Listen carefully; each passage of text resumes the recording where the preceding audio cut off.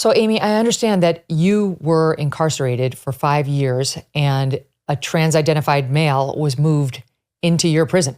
There were some situations where there were trans-identified individuals who a person was processing into the institution, and it was extremely disturbing.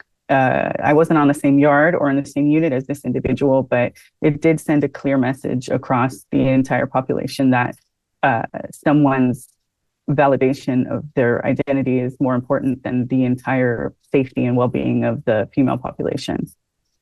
So in particular, there was a convicted rapist, as I understand it, named Richard Masbruch, who identified as a trans woman, went by the name Sherry in a prison transfer. So tell us about your experience with that. That's a particular incident or situation that I was incarcerated during the processing of that individual. The depression, the feelings of worthlessness and just being completely forgotten was extremely heavy within the institution at that point.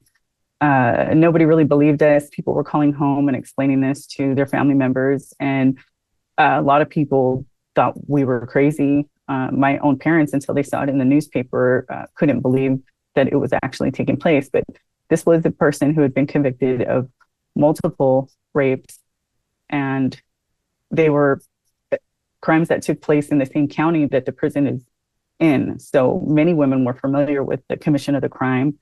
And it was very, it was debilitating emotionally on some level.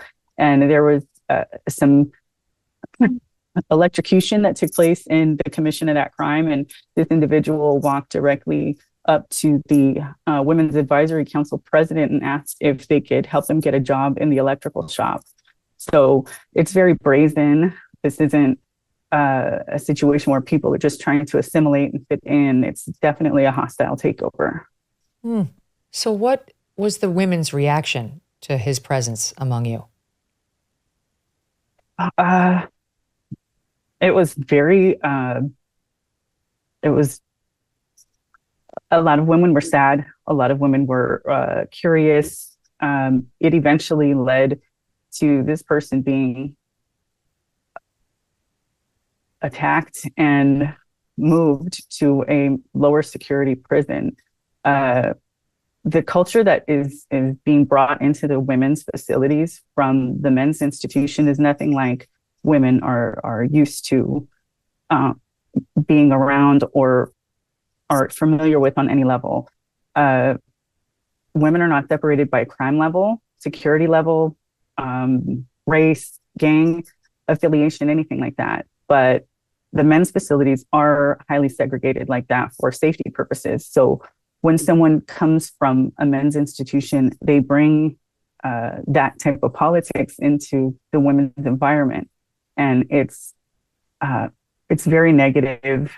It's very racist. It's not anything that I think anyone could really be equipped to deal with or prepare themselves to wade through. So when someone tells you that you have to sit in the back to watch TV because you're a certain color, it just doesn't sit well with people. And when they're trying to implement their rules in an environment where the program runs completely different, it doesn't bode well either. This is a lot to deal with. I mean, Kelsey, this is why you decided to shine a light on this. And I understand in the first episode of this, you're going to show us a woman who had a cellmate who was actually a man claiming to be a female. And I cannot imagine the terror that such a woman feels every night going into her bunk. Right. Those of us in the free world, it's hard to imagine what this living space looks and feels like. But these women are in very tight quarters. And now with biological men, where they are sharing bunk beds with these individuals. And, I'll never forget one line really stuck with me, that, women are climbing up their bunk in their nightgown with a male sitting in bed beneath them, a fully intact male. They are sharing showers and toilets, very intimate facilities with biological men. And there's a huge story of media bias here. When I was doing background research for this project, I looked around at what type of stories are already out there. NBC, Vice News, there's plenty of stories covering the implications of these policies allowing biological men into women's prisons from the perspectives of the trans-identified men. And yet none of those reporters who got access to the women's prisons apparently thought to stop and ask the female inmates, how do you feel about these policies? How has your life changed? Have you been negatively impacted? Women across the board are just being erased. They don't have a voice in this. We hope to change that because they absolutely need to be heard. They are being harmed both mentally and physically every day by these policies. It's absolutely disgusting, some of the fallout that they're faced with every single day by having biological men in such tight quarters with them. And, this is just another piece of this whole gender ideology puzzle where some activists tried to claim that, there's such a small portion of trans-identified individuals in this country. Why are we paying so much attention to it? The reason is because even one biological male in a women's prison or in any women's space affects all of us, affects all women and girls. We have to stand up and be a voice. That's right. We can't forget about women just because they're having to pay their dues to society after committing a crime. They still have rights. It is cruel and unusual punishment to subject them to this. This is totally unfair. And it's unsafe, as so many of these issues are involving men claiming that they're women wanting access to our spaces. There was just an article, just days ago by the Daily Signal, reporting on someone named Caitlin McGraw, a prisoner currently incarcerated in Wisconsin, serving a sentence for possession of narcotic drugs and bail jumping. She's been there since summer of 2023, and she was forced to room in a small prison cell with a transgender prisoner whose name reportedly is Mark Campbell. And she says, according to the Daily Signal, that in September, she had to file a report in September, she learned that this man raped his own daughter, that he's a registered sex offender, convicted of first-degree sexual assault of a child. And now this man is, according to the report, constantly masturbating and making sexual comments and aggressive behavior toward her. And she's got to share a tiny cell with him. I mean, I assume this is what you heard, Kelsey, when you looked into these kinds of stories. Right. Nobody in the free world would tolerate this behavior. And in some cases, these crimes.